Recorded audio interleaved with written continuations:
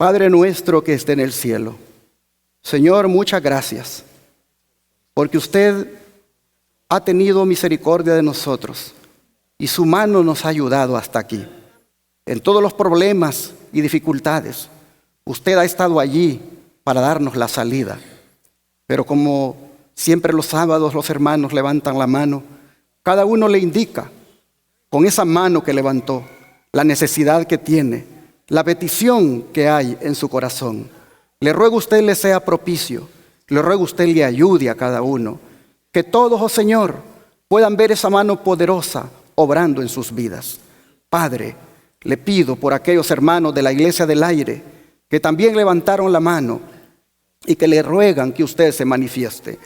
Oh Señor, le suplico también por Odislaida Bombino, quien está en Cuba pidiendo por los hermanos y pidiendo también por su familia.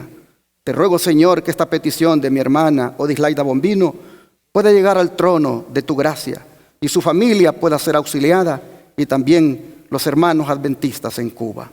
Asimismo, Padre, te pedimos por Oriana, quien está hospitalizada hoy, que tu mano sea con ella y tú le des una sanidad total y la saques de ese hospital en victoria. Te rogamos por Axel y Wendy, quien ha cumplido años ambos en Querétaro. Te rogamos que los bendigas y que les sigas multiplicando los años de vida. Te rogamos por la familia Soto Vega, para que les ayudes siempre en su trabajo evangelístico, que sea un trabajo misionero prosperado y bendecido. Te pedimos por la madre de Nico Tristán, quien se encuentra enferma. Te rogamos, Señor, que tu mano poderosa la toque y le dé restauración. Y así también te pedimos por Yeliani, esa niña de 4 años que va a ser operada en la cabeza. Te rogamos, Padre, que tú seas el cirujano, que tú hagas la operación y que sea con éxito.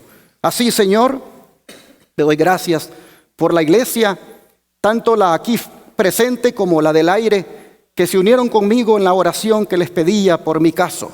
Gracias, Señor, porque finalmente esto está resuelto y ahora se sabe la verdad. Y gracias, porque siempre tú has cuidado de mí y sé que vas a seguirme cuidando. Te agradezco, Señor, por el pueblo tuyo que se solidarizó conmigo y que siempre oraban por mí. Gracias porque tú has contestado. Te rogamos una vez más por esa persona, para que se arrepienta, para que deje, Señor, de hacer lo malo, para que antes que sea demasiado tarde, venga rendido a tus pies. Pedimos, Padre, por su salvación. Te rogamos todo esto en el nombre de Jesús. Amén. Hoy quiero hablarles de una realidad que no debemos ignorar. Y es que a través de muchas tribulaciones entraremos en el reino de Dios. Entendiendo las tribulaciones como las experiencias difíciles por las que pasan los que quieren vivir piadosamente en Cristo Jesús. Jesús, hermanos, no vino para hacernos la vida fácil. ¿Por qué creen que nos dijo que nos neguemos a nosotros mismos y que tomemos nuestra cruz y le sigamos? ¿Por qué creen que nos dijo que el que quiere salvar su vida la perderá, pero que el que la pierda por causa de él la hallará? ¿Por qué dijo él estas cosas? Sin duda, hermanos y hermanas, porque quiere que estemos dispuestos al sacrificio, a morir si es necesario por él y el evangelio. Y al calcular el costo que tiene ser un seguidor obediente y fiel, hermanos, debemos saber todo lo que involucra vivir como cristianos en este mundo de pecado. Al comenzar el año nuevo, al habernos adentrado ya en estos primeros 6 días, bueno es que pensemos sobre el sacrificio al cual debemos estar dispuestos. Pues como ustedes pueden ver en esa foto, hay mucho por lo cual orar, hay mucho por lo cual caer de rodillas. Oh, hermanos y hermanas, no sabemos por qué caminos Dios nos ha de llevar. No sabemos en nuestra experiencia cristiana por dónde el Señor va a permitir que pasemos. Es posible que nuestra fe sea probada por alguna dificultad que aparezca, como también es posible que por causa del mensaje nosotros podamos inclusive poner nuestra vida en peligro. Por otra parte, tenemos que bregar con agendas progresistas este año. Agendas progresistas que solo son progresistas para lo malo, no para lo bueno, como las que promueven esa ideología de género en las escuelas, librerías e iglesias. Hoy tú vas con tu hijo a una librería y te espantas de los libros que se ofrecen allí, promoviendo las relaciones sentimentales entre personas del mismo sexo. No cabe duda, hermanos y hermanas, que estamos viviendo en el tiempo del fin. Así lo dice el don de profecía. Estamos viviendo en el tiempo del fin. El presto cumplimiento de las señales de los tiempos proclama la inminencia de la venida de nuestro Señor. La época en que vivimos es importante y solemne. El Espíritu de Dios se está retirando gradual pero ciertamente de la tierra. Ya están cayendo juicios y plagas sobre los que menosprecian la gracia de Dios. Las calamidades en tierra y mar, la inestabilidad social, las amenazas de guerra, como portentosos presagios, anuncian la proximidad de acontecimientos de la mayor gravedad. Las agencias del mal se coligan y acrecen sus fuerzas para la gran crisis final. Grandes cambios están a punto de producirse en el mundo y los movimientos finales serán, ¿cómo, hermanos? Rápidos. El estado actual de las cosas muestra que tiempos de perturbación están por caer sobre nosotros. Los diarios están llenos de alusiones referentes a algún formidable conflicto que debe estallar dentro de poco. Son siempre más frecuentes los audaces atentados contra la propiedad. Las huelgas se han vuelto asunto común. Los robos y los homicidios se multiplican. Hombres dominados por espíritus de demonios quitan la vida a hombres, mujeres y niños. El vicio seduce a los seres humanos y prevalece el mal en todas sus formas. Pareciera como que el hermano Elena White estuviera viendo un medio de noticias, llámese periódico o televisión o en el internet, y estuviera mirando justamente todo esto de lo que ella habló, que es algo tendencia, como dicen los que siguen las redes sociales. Dice: muy pronto el mundo entero estará atribulado. Cada cual debe tratar de conocer a Dios. No tenemos tiempo que perder. Los agentes del Señor deben tener un celo santificado y completamente regido por Él. Los tiempos tormentosos nos sobrecogerán. ¿Cuándo, hermanos? Bastante pronto. Vendrá una tribulación de un carácter tal que impulsará hacia Dios a todos los que deseen ser suyos y solamente suyos. Hasta que seamos probados en el horno de fuego, no nos conoceremos a nosotros mismos. Interesante. Los tiempos tormentosos y la tribulación nos sobrecogerán pronto, dice la cita que acabamos de leer.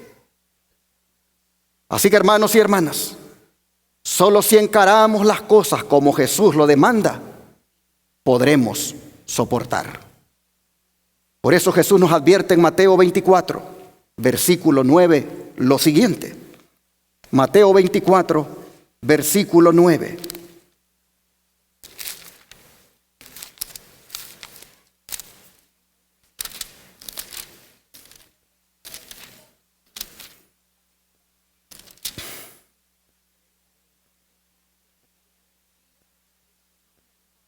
dice el Señor. Entonces os entregarán a tribulación y os matarán, y seréis aborrecidos de todas las gentes por causa de ¿quién, hermanos? De mi nombre. La palabra tribulación que Jesús menciona aquí, en el idioma original que se escribió, es decir, el griego, es tlipsis, y significa, entre otras acepciones, oprimir, angustiar, presión, apretar. Los griegos utilizaban esta palabra para describir la presión de las uvas para extraerles el vino. El término describe vívidamente la presión de la persecución constante sobre los verdaderos hijos de Dios. Ahora, es posible que el tema de la tribulación le genere desánimo a algunos, pero si lo miran desde la perspectiva profética, más bien constituye una motivación y una experiencia espiritual que va a revelar la firmeza de carácter de un pueblo que glorificará a Dios y estará listo para la traslación al cielo en el tiempo del fin. Acabamos de leer que solo hasta que seamos probados en el horno de fuego no nos conoceremos a nosotros mismos. Así que el propósito de la prueba, el propósito de la tribulación es mostrar de qué clase de carácter hemos sido o estamos formados. Pero ¿cómo el cristiano debe ser cuando pasa por la tribulación? Dejemos que el apóstol Pablo nos lo diga en el libro de Romanos 12, verso 12. Romanos 12, verso 12.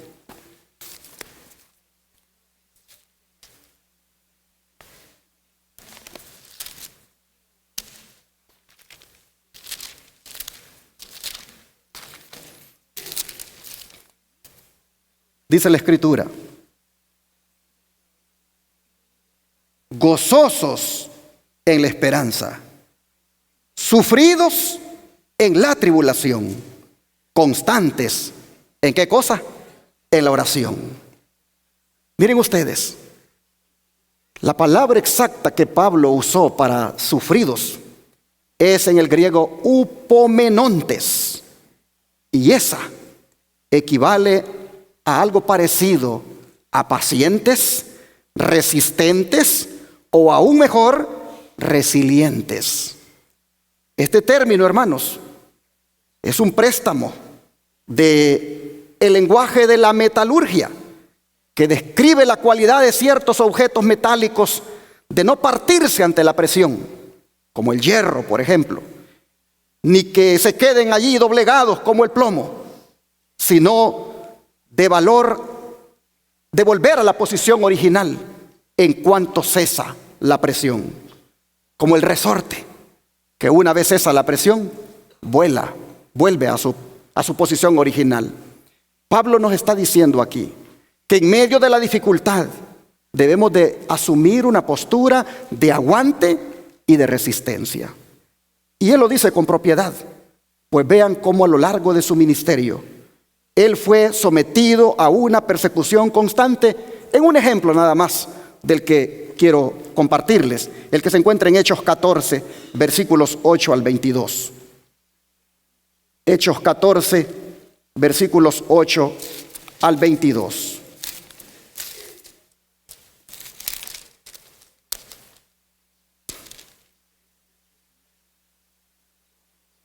Dice el relato: y cierto hombre de Listra estaba sentado, imposibilitado de los pies, cojo de nacimiento, que jamás había andado.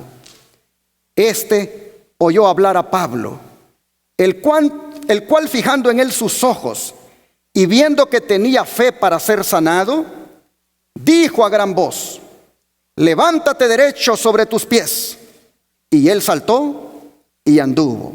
Paremos aquí. Para que un milagro tome lugar, ¿qué se necesita, hermanos? Fe. Pero este hombre cojo de nacimiento, ¿por dónde se le miraba que tenía fe? En su cara. Pues vean ustedes lo que dice el texto, que Pablo, fijando en él sus ojos, viendo que tenía fe para ser sanado, le dijo a gran voz: levántate derecho sobre tus pies. Y él saltó y anduvo. Cuando una persona tiene fe, se le refleja hasta en su cara. Cuando una persona tiene fe, se le puede ver en sus ojos, se le puede ver en sus facciones. Por eso, con toda confianza, Pablo pudo decirle: levántate derecho y anda. Pero ese tremendo milagro, vean lo que trajo como resultado ahora. Versículo 11 en adelante. Entonces la gente, visto lo que Pablo había hecho, alzó la voz diciendo en lengua licaónica: dioses bajo la semejanza de hombres han descendido a nosotros. Y a Bernabé llamaban Júpiter y a Pablo Mercurio, porque este era el que llevaba la palabra. Y el sacerdote de Júpiter, cuyo templo estaba frente a la ciudad, trajo toros y guirnaldas delante de las puertas, y juntamente con la muchedumbre quería ofrecer sacrificios. Cuando lo oyeron los apóstoles, Bernabé y Pablo rasgaron sus ropas y se lanzaron entre la multitud dando voces y diciendo: varones, ¿por qué hacéis esto? Nosotros también somos hombres semejantes a vosotros, que os anunciamos que de estas vanidades os convirtáis al Dios vivo, que hizo el cielo, la tierra, el mar y todo lo que en ellos hay. En las edades pasadas, Él ha dejado a todas las gentes andar en sus propios caminos, si bien no se dejó a sí mismo sin testimonio, haciendo bien, dándonos lluvia del cielo y tiempos fructíferos, llenando de sustento y de alegría nuestros corazones. Y diciendo estas cosas, difícilmente lograron impedir que la multitud les ofreciese sacrificio. Entonces vinieron unos judíos de Antioquía y de Iconio, que persuadieron a la multitud, y habiendo apedreado a Pablo, le arrastraron fuera de la ciudad, pensando que estaba muerto. Pero rodeándole los discípulos, se levantó y entró en la ciudad, y al día siguiente salió con Bernabé para Derbe. Y después de anunciar el evangelio a aquella ciudad y de hacer muchos discípulos, volvieron a Listra, a Iconio y a Antioquía, confirmando los ánimos de los discípulos, exhortándoles a que permaneciesen en la fe y diciéndoles: es necesario que a través de muchas tribulaciones entremos en el reino de Dios. Hermanos, imaginémonos el cuadro. Las piedras vuelan por el aire, dirigiéndose a un hombre cuyo delito es ser instrumento en las manos de Dios para dar sanidad a un cojo. Imagínense el cuadro. Una de las piedras le hiere en la cabeza. Pablo se desploma. Docenas de piedras de todo tamaño siguen cayendo sobre él, mientras en la multitud se escuchan gritos que dicen: es un blasfemo. Pablo trata de incorporarse, pero su cuerpo está sangrando copiosamente y no puede. Cuando de pronto uno de los atacantes se acerca y con más precisión le deja ir una pesada roca, de tal manera que lo desploma en definitiva y no puede más. Se escucha el ruido como algo que se quiebra, y entonces Pablo ya no se mueve. Las piedras del odio y del fanatismo han caído sobre él. Está muerto, grita uno. Por fin, responde otro. Así lo mandó Moisés y así lo hicimos.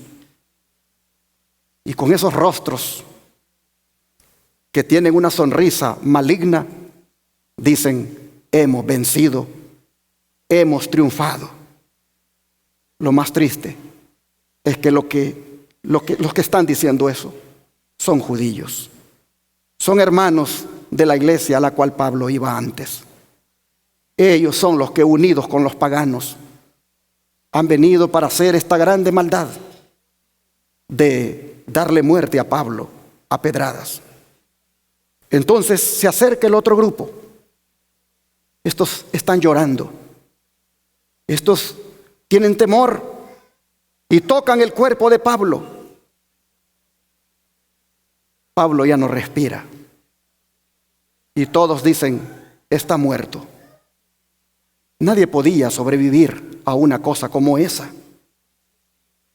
Y pensar que esa misma mañana, los paganos que creían que Pablo y Bernabé eran divinos, ahora han cambiado y están asesinándolo. Se parece bastante a lo que pasó con Cristo, que los mismos que decían, Hosana, aleluya, más tarde decían, crucifícale. Pero entre todos ahí hay un jovencito llamado Timoteo, que está impresionado y no se pierde ningún detalle de lo que está mirando. Y cuando todos lo dan por muerto, Pablo se comienza a mover y alguien dice, está vivo. El apóstol, con su rostro desfigurado y cubierto de sangre, trata de incorporarse. Los hermanos lo ayudan y tratan de detener el sangrado que tiene en varias partes de su cuerpo.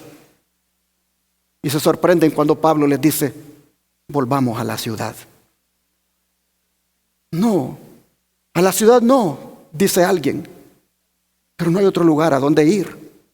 De manera que lo introducen y allí pasa Pablo la noche en la ciudad, pero muy temprano en la mañana salen para Derbe para seguir con la misión. Va con dolor, lleva hematomas por todas partes, pero de todas maneras, él sigue adelante.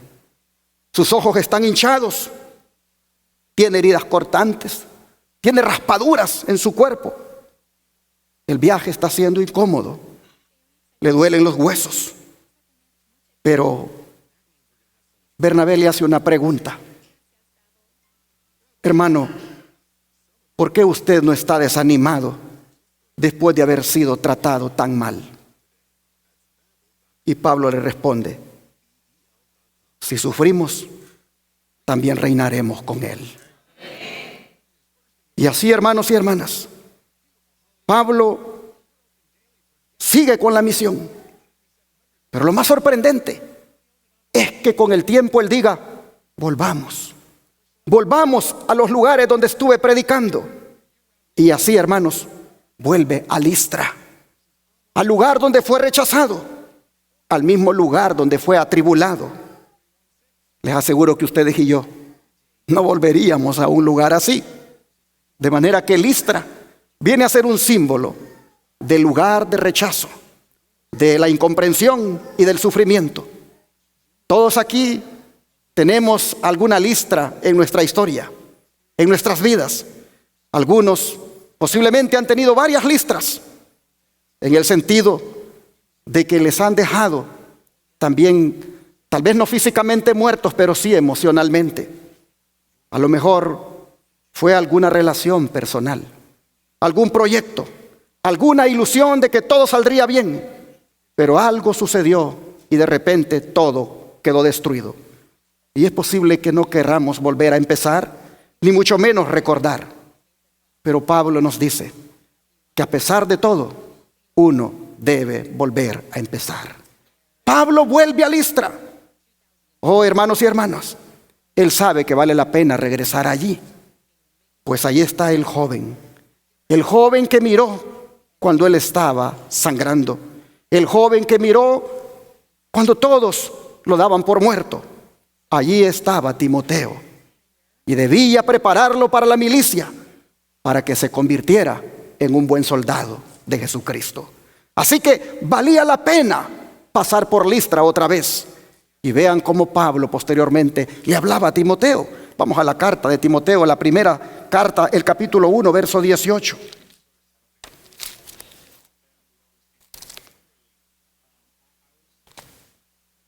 Primera de Timoteo 1, verso 18.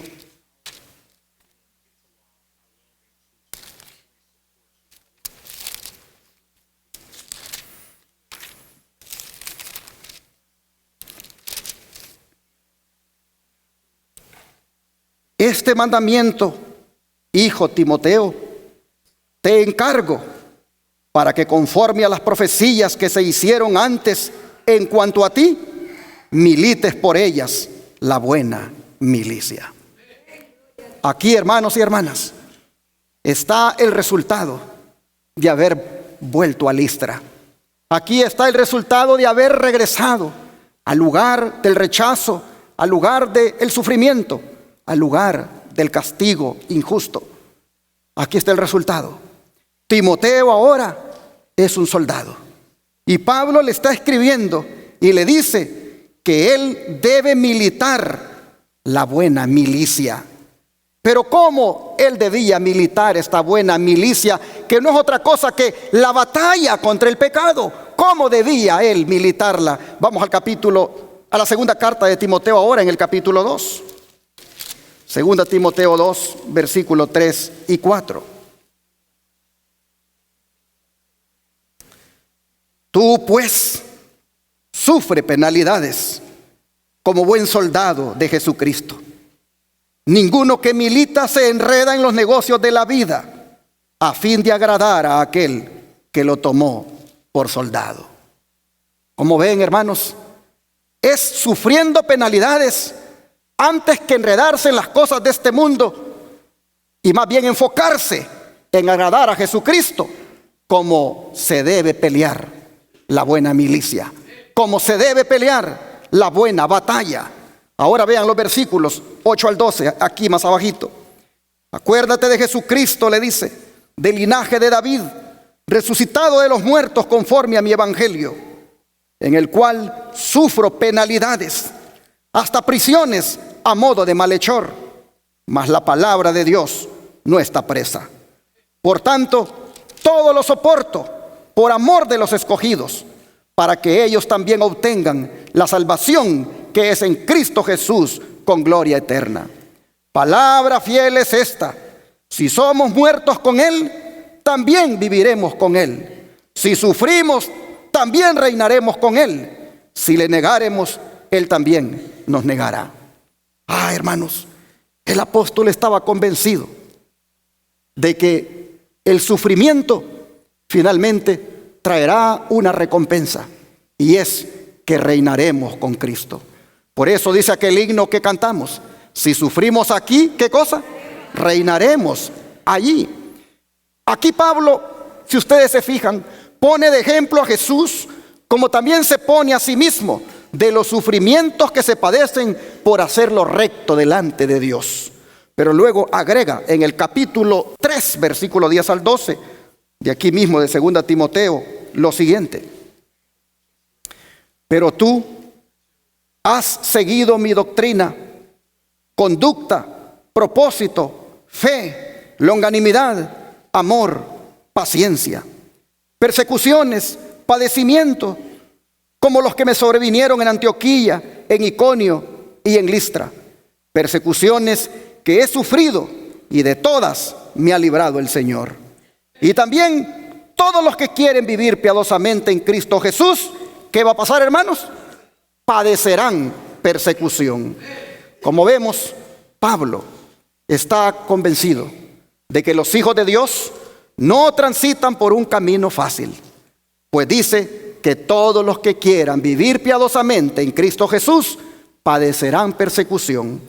Y esto, hermanos, está a tono con lo que dijo Jesús en el versículo que leímos de Mateo, donde claramente se mira que la cruz es lo inevitable para los seguidores de Cristo, y sus palabras se han cumplido ya en muchos seguidores de Él. Uno, hermanos, puede ser un cristiano nominal sin sufrir muchos problemas. Por ahí escucho que dicen la iglesia nominal, para diferenciarla de una iglesia de verdad presente, que predica la ley y el testimonio y que levanta el mensaje de los 3 ángeles y la reforma pro salud, ese mensaje peculiar adventista. Pero yo siempre he dicho, ¿de qué te sirve que te refieras a esa iglesia como la iglesia nominal, si tú todavía en una iglesia de verdad presente vives como un nominal? Es que, hermanos y hermanas, Como digo, ser un cristiano nominal es bien fácil y no te va a traer ningún problema. Pero el Señor nos dice claramente que el que desea ser un cristiano genuino debe pagar un precio llamado sufrimiento. Aun cuando se les asegure el poder liberador de Dios, un cristiano genuino ha de sufrir difamaciones, ha de sufrir maltratos, ha de sufrir persecución, ha de sufrir que lo despidan injustamente del trabajo inclusive, ha de sufrir por guardar el sábado que pierda un empleo. El don de profecía, comentando la experiencia que tuvo Pablo en Listra, vean lo que dice. Las labores de Pablo y Bernabé en Listra fueron repentinamente reprimidas por la malicia de unos judíos de Antioquía y de Iconio, que al enterarse del éxito del trabajo de los apóstoles entre los licaonianos, habían resuelto ir tras ellos y perseguirlos. Al llegar a Listra, los judíos lograron pronto inspirar a la gente la misma amargura de espíritu que les dominaba. Por falsedades y calumnias, aquellos que poco antes habían considerado a Pablo y Bernabé como seres divinos, quedaron convencidos de que en realidad los apóstoles eran peores que criminales y eran dignos de muerte. El chasco que los listrenses habían sufrido al negárseles el privilegio de ofrecer sacrificio a los apóstoles, los preparó para volverse contra Pablo y Bernabé con un entusiasmo parecido a aquel con el cual los habían aclamado como dioses. Incitados por los judíos, se propusieron atacar a los apóstoles por la fuerza. Los judíos les encomendaron que no le diesen a Pablo la oportunidad de hablar, arguyendo que si le concedían ese privilegio, embrujaría al pueblo. Cuando yo veo estas difamaciones, acusaciones hechas por hermanos de la misma fe de Pablo, yo me quedo sorprendido, porque el sospechoso del que les he hablado es uno de nuestra misma fe. Es uno que en un país del extranjero se ofreció inclusive para ayudar a nuestro ministerio a hacerle videos para que se viera mejor. Pero que cuando empezó con las insinuaciones extrañas de un hombre para otro hombre y se le paró, entonces resultó ser todo lo contrario de lo que él decía en cuanto a la fe. Pero en alguna manera, las personas que han andado con uno en el pasado, las personas que inclusive uno se ha congregado con ellos, es triste, pero a algunos de repente les da un fanatismo, un odio, que hacen cosas horribles. Aquí nosotros vemos a los judíos haciendo de todo para interrumpir la obra de Pablo y Bernabé. Hasta llegaron a decir: no lo dejen hablar a él porque va a embrujar al pueblo. Dice: pronto fueron cumplidos, dice, los criminales designios de los enemigos del evangelio. Entregándose a la influencia del mal, los listrenses quedaron poseídos de una furia satánica y echando mano de Pablo, le apedrearon. El apóstol pensó que su fin había llegado. Recordó vívidamente el martirio de Esteban y la cruel parte que él mismo había desempeñado en aquella ocasión. Cubierto de magulladuras y desmayando de dolor, cayó al suelo y la enfurecida multitud lo sacó fuera de la ciudad pensando que estaba muerto. En esa hora de oscuridad y prueba, los creyentes de Listra, que mediante el ministerio de Pablo y Bernabé se habían convertido a la fe de Jesús, permanecieron leales y fieles.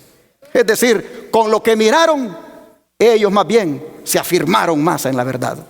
Con la injusticia que vieron, con el castigo injusto que le propinaban a Pablo, ellos más bien se aseguraron de que caminarían fieles y leales a Jesús. La irrazonable oposición, dice, y cruel persecución de sus enemigos sirvieron solamente para confirmar la fe de estos devotos hermanos. Y ahora, frente al peligro y el escarnio, mostraron su lealtad, reuniéndose con tristeza alrededor del cuerpo de aquel que creían muerto. ¿Cuál no fue su sorpresa cuando en medio de sus lamentos el apóstol levantó repentinamente la cabeza y se puso en pie con alabanza de Dios en sus labios? Amén, hermanos. Con alabanza de Dios en sus labios.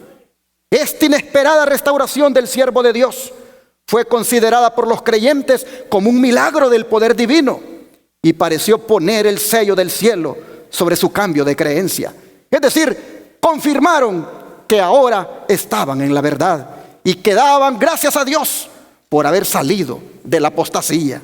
Se regocijaron, dice, con indecible alegría y alabaron a Dios con renovada fe. Entre los que se convirtieron en Listra y que fueron testigos oculares de los sufrimientos de Pablo, se contaba uno que había de llegar a ser más tarde un obrero eminente de Cristo, quien había de participar con el apóstol en las pruebas y los goces del servicio de avanzada en campos difíciles. Era un joven llamado Timoteo. Cuando Pablo fue arrastrado fuera de la ciudad, este joven discípulo se hallaba entre aquellos que se quedaron al lado de su cuerpo aparentemente sin vida y que le vieron levantarse, magullado y cubierto de sangre, pero con alabanzas en los labios porque se le había permitido sufrir por Cristo. Hechos de los Apóstoles, páginas 148 a la 150. Ojalá, mis hermanos, que nosotros también estemos dispuestos a sufrir por nuestro Señor. Pero fíjense, ¿cómo dice la cita que se levantó Pablo emocionalmente? Con alabanzas en los labios. En otras palabras, hermanos, se levantó feliz. Feliz de haber sufrido por el Señor. En esa felicidad que Pablo mostró con alabanza en sus labios, se cumplió, hermanos, la bienaventuranza del Señor de Mateo 5, versículo 10 al 12. Leámosla. Mateo 5, versículo 10 al 12.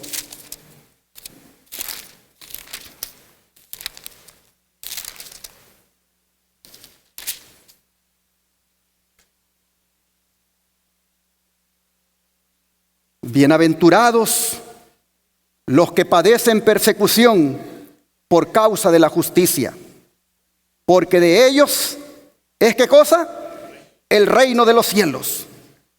Bienaventurados sois cuando por mi causa os vituperen y os persigan y digan toda clase de mal contra vosotros, mintiendo.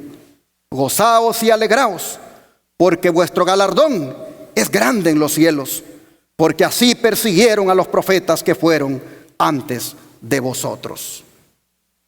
Noten ustedes, gozaos y alegraos, dice el Señor, y nos pone de ejemplo a los profetas, aunque el mayor ejemplo es Él mismo, con tanto sufrimiento que padeció por causa de nosotros. Ha habido veces, hermanos, cuando los cristianos han sufrido por el nombre que llevan, es decir, el de Cristo. Y en todas las épocas, al igual que en tiempos de la iglesia primitiva, los que verdaderamente han amado a su Señor se han regocijado por haber sido considerados dignos de padecer afrenta por causa de su nombre. La historia tiene registros de los cristianos valdenses, de los hugonotes, de los reformadores, como Juan Jos, antes de llevarlo a la hoguera. Qué impresionante la carta que le envía a sus amigos, donde les dice que va con un salvoconducto al lugar donde le han convocado, pero él no sabe si regresará. Si regresa, les dice, seguiré firme en lo que he creído y proclamándolo, mas si no regreso y tengo que padecer tribulaciones, estoy seguro, les dice, que la tribulación purifica. No regresó Juan Jos y murió en la hoguera como hereje. Lo mató el catolicismo, lo mató el papado. Así le quitaba la vida a un siervo de Dios. Oh, mis hermanos y hermanas, Jesús lo había dicho anticipadamente. Seréis llevados a concilios. Habrá incluso algunos que pensarán que hacen la voluntad de Dios con quitarles la vida. Pasarán por tribulación. Pero dijo el Señor, ya se los he dicho antes, Si con el árbol verde, dijo, van a hacer las cosas que van a hacer, ¿qué no van a hacer con el seco? Así que gócense y alégrense cuando sean perseguidos. Gócense y alégrense cuando sean vituperados. Gócense y alégrense cuando sean atribulados. El don de profecía, vean cómo comenta esta bienaventuranza. Jesús dice, no ofrece a sus discípulos la esperanza de obtener gloria y riquezas mundanales, ni vivir sin tribulaciones. Les presenta el privilegio de andar con su maestro por senderos de abnegación y vituperio, porque el mundo no los conoce. El que vino a redimir al mundo perdido tuvo la oposición de las fuerzas unidas de los enemigos de Dios y del hombre. En una confederación despiadada, los hombres y los ángeles malos se alinearon en orden de batalla contra el príncipe de paz. Aunque la compasión divina se notaba en cada una de sus palabras y acciones, su diferencia del mundo provocó una hostilidad amarguísima, porque no daba licencia a la manifestación de las malas pasiones de nuestra naturaleza. Por eso excitó la más cruel oposición y enemistad. Así será, dice, con todos los que vivan piadosamente en Cristo Jesús. Entre la justicia y el pecado, el amor y el odio, la verdad y el engaño, hay una lucha imposible de suprimir. Cuando se presentan el amor de Cristo y la belleza de su santidad, se le restan súbditos al reino de Satanás. Y esto incita al príncipe del mal a resistir. La persecución y el oprobio esperan a quienes están dominados por el Espíritu de Cristo. El carácter de la persecución cambia con el transcurso del tiempo, pero el principio o espíritu fundamental es el mismo que le dio muerte a los elegidos de Dios desde los días de Abel. O sea, cambian los métodos, pero en esencia es lo mismo. Una persecución hostigada por el mal o Satanás. Siempre dice que el hombre procure ponerse en armonía con Dios. Sabrá que la afrenta de la cruz no ha cesado. Principados, potestades y huestes espirituales de maldad en las regiones celestes, todos se alistan contra los que consienten en obedecer la ley del cielo. Por eso, en vez de producirles pesar la persecución, debe llenar de alegría a los discípulos de Cristo, porque es prueba de que siguen los pasos de su Maestro. Aunque el Señor no prometió eximir a su pueblo de tribulación, le prometió algo mucho mejor, pues le dijo, como tus días serán tus fuerzas. Bástate mi gracia, porque mi poder se perfecciona en la debilidad. Si somos llamados a entrar en el horno de fuego por amor a Jesús, Él estará a nuestro lado, así como estuvo con los 3 fieles allá en Babilonia. Los que aman a su Redentor se regocijarán por toda oportunidad de compartir con Él la humillación y el oprobio. El amor que sienten hacia su Señor dulcifica el sufrimiento por su causa. En todas las edades, Satanás persiguió a los hijos de Dios, los atormentó y ocasionó su muerte. Pero al morir, ¿qué cosa alcanzaron? La victoria. En su fe constante se reveló uno que es más poderoso que Satanás. Este podía torturar y matar el cuerpo, pero no podía tocar la vida escondida con Cristo en Dios. Podía escarcelar, pero no podía arrojar el espíritu. Más allá de la lobreguez, podían ver la gloria y decir, tengo por cierto que las aflicciones del tiempo presente no son comparables con la gloria venidera que en nosotros ha de manifestarse. Porque esta leve tribulación momentánea produce en nosotros un cada vez más excelente y eterno peso de gloria. Así, hermanos y hermanas, sigue diciendo que por las pruebas y persecuciones se revela la gloria o carácter de Dios en sus elegidos. La iglesia de Dios, perseguida y aborrecida por el mundo, se educa y se disciplina en la escuela de Cristo. En la tierra sus miembros transitan por sendas estrechas y se purifican en el horno de la aflicción. Si siguen a Cristo a través de conflictos penosos, se niegan a sí mismos y sufren ásperas desilusiones. Pero los dolores que experimentan les enseñan la culpabilidad y la desgracia del pecado al que miran con aborrecimiento. En otras palabras, hermanos, lo que lo lleva a uno cuando pasa por la tribulación y los problemas es a odiar el pecado, porque no cabe duda que es su agente originador del pecado el que está trayendo aquella tribulación, y uno aborrece eso. Siendo participantes, dice, de los padecimientos de Cristo, están destinados a compartir también su gloria. En santa visión, El profeta vio el triunfo del pueblo de Dios. Pues dice, vi también como un mar de vidrio mezclado con fuego. Y a los que habían alcanzado la victoria sobre la bestia, los vi en pie sobre el mar de vidrio, con las arpas de Dios. Y cantaban el cántico de Moisés, siervo de Dios, y el cántico del Cordero. Y dicen, grandes y maravillosas son tus obras, Señor Dios Todopoderoso. Justos y verdaderos son tus caminos, Rey de los santos. Estos son los que han salido de la gran tribulación y han lavado sus ropas y las han emblanquecido en la sangre del Cordero. Por eso están delante del trono de Dios y le sirven día y noche en su templo. Y al que está sentado sobre el trono y el que está sentado sobre el trono extenderá su tabernáculo sobre ellos. Decimos amén, hermanos. Así el don de profecía nos muestra cómo finalmente la persecución, la angustia y la tribulación va a terminar para nosotros en un triunfo, en una victoria, porque estaremos en el cielo. Interesante cómo muestra a los atribulados de la tierra, pero atribulados por la fe en Cristo, los muestra gozándose y alegrándose en el cielo.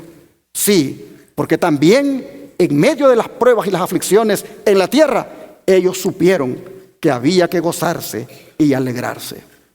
Pero hermanos y hermanas, no dejan de ser relevantes las palabras del apóstol Pablo, cuando dice en azul, es necesario que a través de muchas tribulaciones entremos en el reino de Dios. ¿Cuántas tribulaciones? Por eso yo dije hace un rato, le doy gracias a Dios porque ya pasé esta. Yo no tengo que estar preparado para la otra que vendrá. Porque es a través de muchas tribulaciones. A veces no queremos este tipo de mensajes. Queremos siempre que se nos hable del amor, que se nos hable de la misericordia, del perdón de Dios, de cómo el Señor te levanta cuando caes, cuando estás desanimado. Pero también estos mensajes son de verdad presente. Estos mensajes, hermanos y hermanas, de que a través de las muchas tribulaciones entraremos en el reino de Dios, también es necesario que reflexionemos en ellos. Oh, hermanos, muchas, no pocas. Y Pablo enumera algunas de esas muchas. Vean ustedes en 1 Corintios 4, versículo 11 al 13. 1 Corintios 4, versículo 11 al 13.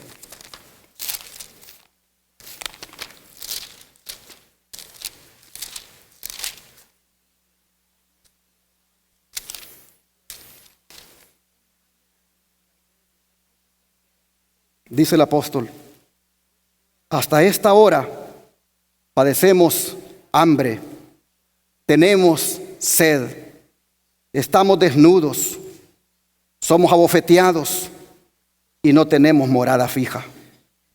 Nos fatigamos trabajando con nuestras propias manos, nos maldicen y bendecimos. Padecemos persecución y la soportamos. Nos difaman y rogamos. Hemos venido a ser hasta ahora como la escoria del mundo, el desecho de todos. Wow. ¿Alguno de ustedes ha experimentado algo de esto? ¿Alguno de ustedes en su experiencia cristiana como adventista o de la denominación que haya sido, ha experimentado algo de lo que Pablo dice?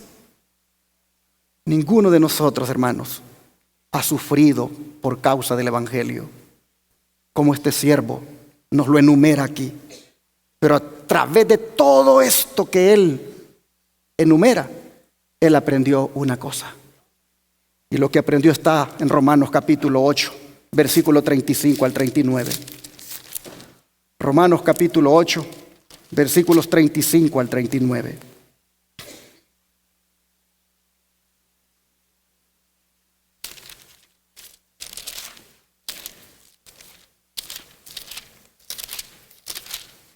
Dice así, ¿quién nos separará del amor de Cristo? ¿Tribulación o angustia? ¿O persecución o hambre? ¿O desnudez o peligro? ¿O espada? Como está escrito, por causa de ti somos muertos todo el tiempo, somos contados como ovejas de matadero. Antes, en todas estas cosas, somos más que vencedores por medio de aquel que nos amó. Por lo cual estoy seguro de que ni la muerte, ni la vida, ni ángeles, ni principados, ni potestades, ni lo presente, ni lo porvenir, ni lo alto, ni lo profundo, ni ninguna otra cosa creada nos podrá separar del amor de Dios que es en Cristo Jesús, Señor nuestro. Pablo aprendió esto, hermanos. Pablo aprendió que nada, por muy difícil que fuera o que haya pasado, lo separaría o lo separó del amor de Dios. Por eso nosotros deberíamos, como ese hombre de la foto, pedir al Señor que nos prepare para que a través de las muchas tribulaciones que tomarán lugar, algunas tal vez en este año, otras más adelante, orar, hermanos, para que el Señor nos sostenga siempre y que su amor siempre esté con nosotros. Deberíamos de orar para que a través de esas tribulaciones finalmente entremos en el reino de Dios. Este hombre, el mensaje que nos da es que él ora porque ante los desastres naturales, como los terremotos, como el que acaba de ocurrir en Japón en estos días, las inundaciones, los huracanes y las sequías, ese hombre ora para que esas cosas que traen escasez, que traen pérdida, que traen angustia, ora para que sin duda él pueda soportarlas si le tocara sufrir alguna de ellas. Ora por las guerras. Oh, la guerra, qué famosa se ha vuelto la guerra en estos días. Recién esta semana los medios de comunicación han estado hablando de una guerra civil aquí en Estados Unidos, porque a uno de los candidatos a presidente le están quitando la boleta de algunos estados. Las amenazas de una guerra civil por cuestiones electorales vuelven a sonar fuertemente. Oh, mis hermanos, ¿qué trae una guerra? Trae daños colaterales, trae dolor, trae angustia, trae muerte. Pero mientras tanto, vemos nosotros la situación económica grave, vemos la crisis energética, el hambre, próximas pandemias y el hombre que lidera ese movimiento por un cambio climático, pero que tramposamente va metiendo el falso día de reposo, dice, para restaurar la naturaleza. Nosotros deberíamos de orar, hermanos, porque todo esto en algún momento se convertirá en una tribulación. Pero si oramos para ser como Pablo, si oramos para ser como todos los apóstoles que murieron, si oramos para ser como los profetas, finalmente entraremos todos en el reino de Dios. Es interesante que Pablo diga que es necesario, decía, que pasemos por ¿cuántas? Por muchas. Por eso el mensaje que está dándote ahí esa foto es que son muchas las tribulaciones. Pablo dice es necesario que pasemos por muchas. Mira el don de profecía. ¿Por qué dice que es necesario que pasemos por muchas? La obra dice que consiste en podarnos y purificarnos para el cielo. Es una obra grande y nos costará mucho sufrimiento y prueba, porque nuestra voluntad no quiere sujetarse a la de Cristo. Debemos pasar por el horno de fuego hasta que éste haya consumido la escoria y seamos purificados y reflejemos la imagen divina. Los que siguen sus inclinaciones y se rigen por las apariencias no son buenos jueces de lo que Dios está haciendo. Están llenos de descontento. Ven fracaso donde haya en verdad triunfo y gran pérdida donde hay ganancia. Como Jacob están listos para exclamar: contra mí son todas estas cosas, cuando las mismas cosas de las cuales se quejan obran para su propio bien. Sin cruz no hay corona. ¿Cómo puede uno hacerse fuerte en el Señor sin pruebas? Para tener fuerza debemos ejercitarnos. Para tener fe enérgica debemos estar colocados en circunstancias donde nuestra fe se ejercitará. Precisamente antes de su martirio, el apóstol Pablo exhortaba a Timoteo y le decía: sé participante de los trabajos del evangelio según la virtud de Dios. Por medio de mucha tribulación es como hemos de entrar en el reino de Dios. Nuestro Salvador fue probado de toda manera posible y sin embargo triunfó continuamente en Dios. Es nuestro privilegio ser fuertes en la fortaleza de Dios en todas las circunstancias y gloriarnos en la cruz de Cristo. Así que, hermanos y hermanas, hoy los Testimonios tomo 1, página 482, nos da el ánimo. Y yo les animo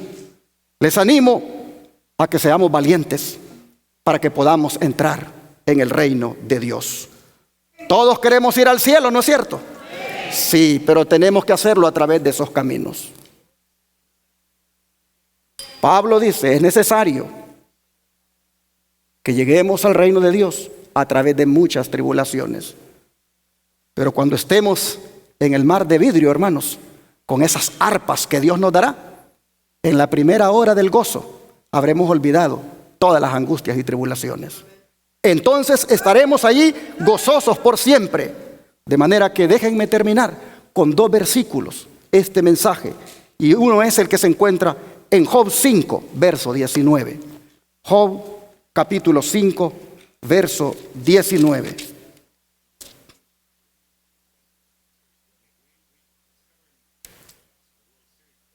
En 6 tribulaciones, ¿qué va a pasar, hermanos? Te librará. Y en la 7ª, ¿qué cosa? No te tocará el mal. Oiga, qué hermoso. En 6 tribulaciones te librará. Y en la 7ª no te tocará el mal. Por supuesto que estos números no deben tomarse literalmente, sino que en una forma poética se expresa de que Dios nos va a salvar de toda dificultad. Y como dijeron los jóvenes hebreos, mas si no nos salva, como sea, seremos fieles al Señor, porque si no nos salvó, fue porque tenía un propósito, y era de que con nuestra muerte o con nuestra sangre, otros se salvaran, otros se animaran y otros creyeran. Hermanos y hermanas, el mensaje que nos dan estos versículos es de que Dios salva de toda dificultad, siempre y cuando eso cumpla con sus propósitos.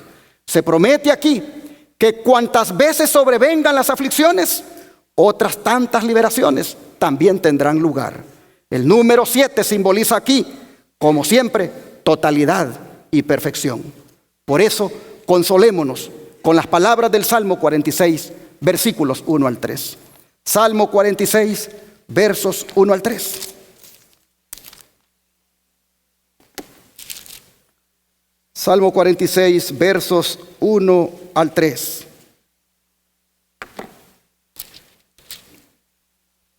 Y aquí nos dice el salmista: Dios es, ¿qué cosa, hermanos? Nuestro amparo y fortaleza, y nuestro pronto auxilio, ¿en qué cosa? En las tribulaciones.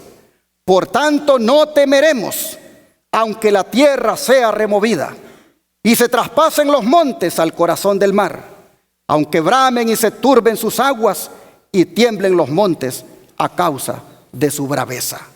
Oh, hermanos, qué salmo más hermoso. Este salmo se le ha llamado el Salmo de Lutero, porque él lo parafraseó en aquel famoso himno, Castillo fuerte es nuestro Dios. Pero este salmo, si ustedes se fijan, brinda seguridad. Este salmo habla de tierra que será removida, de montes que se traspasarán al corazón del mar, aguas turbulentas. Oh, mis hermanos, pero en medio de todo eso, que traerá tribulación, dice, Dios es nuestro amparo y fortaleza. Dios es nuestro pronto auxilio. No hay un salmo que le brinde tanta seguridad a un cristiano como lo es el Salmo 46. No solo Martín Lutero lo cantaba mientras estaba allá en aquel lugar donde lo tenían aislado. También, hermanos, quiero compartirles un dato de otros que este salmo lo ocuparon para agarrar ánimo. Por ejemplo, Oliverio Cromwell, primer ministro inglés, pidió que el pueblo cantara este salmo y dijo: ese es un salmo muy especial para un cristiano. Dios es nuestro amparo y fortaleza, nuestro pronto auxilio en las tribulaciones. Si el Papa y los españoles y el diablo se nos oponen, en el nombre del Señor los destruiremos. Así decía este ministro inglés. El Señor de los ejércitos decía, está con nosotros. El Dios de Jacob es nuestro amparo. Pero en París los revolucionarios de 1848 también cantaron este salmo. En la India lo entonaron los británicos acosados por los rebeldes cipayos. Bien podría ser este el himno del pueblo de Dios durante los crecientes peligros de los últimos días. De manera, mis hermanos, que es mi deseo que a través de muchas tribulaciones, todos aquí entremos en el reino de Dios. Que Dios les bendiga a todos.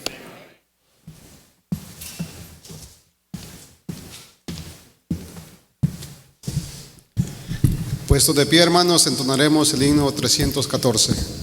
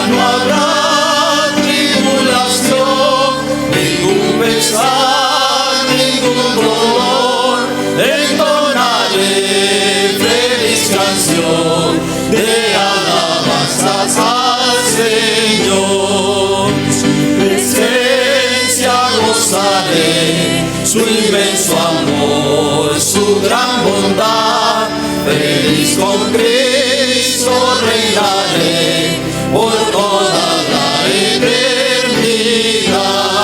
Allá no habrá tribulación, ningún pesar, ningún dolor. Entonaré feliz canción de alabanzas al Señor. Gloria a Dios. Amén. Allá no habrá tribulación. Ojalá que todos los que estamos aquí hoy nos veamos allá. Amén. Y que allá, hermanos, cuando empecemos a cantar con esas arpas que el Señor nos dará, allí inmediatamente veamos que aquello fue una leve tribulación la que tuvimos en el mundo. Permanezcamos firmes en medio de la tribulación, hermanos. No le demos la espalda al Señor. Seamos fieles. Consagrémonos más. Seamos dignos representantes de Él en medio de la angustia, en medio de la prueba. Y aquel día glorioso, cuando ya no haya tribulación, nos gozaremos para siempre con Jesús. Así que vale la pena que hagamos un compromiso, que nos dediquemos al Señor y le digamos, ayúdame a ser fuerte en la tribulación, sosténme con tu mano. ¿Cuántos quisieran pedírselo al Señor? Vamos a arrodillarnos entonces.